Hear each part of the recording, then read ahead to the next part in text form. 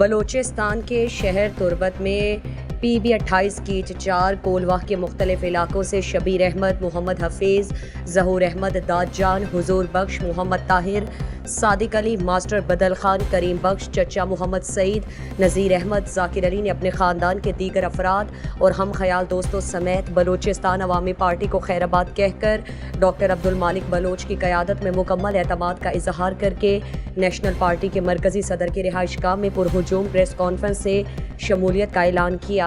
اس موقع پر سابق وزیر اعلیٰ بلوچستان اور نیشنل پارٹی کے مرکزی صدر ڈاکٹر عبدالمالک بلوچ نے پریس کانفرنس سے خطاب میں کہا کہ نیشنل پارٹی ورکروں کی پارٹی ہے اور جب کبھی نیشنل پارٹی کو عوامی طاقت ملی تو غریب عوام کے لیے تعلیم، صحت اور دیگر مسائل کے حل کے لیے عملی کوششیں کریں گے۔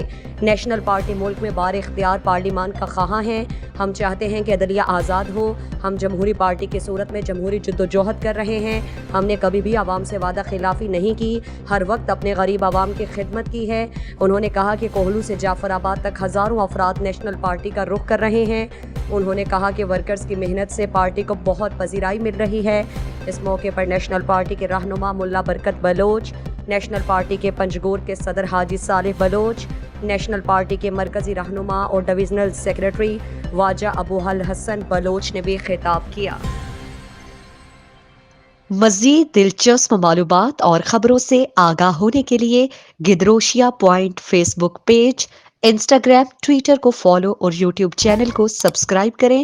بیل آئیکن بٹن دبانا نہ بھولیں تاکہ مکران سمیت بلوچستان کی خبروں سے جڑے رہیں۔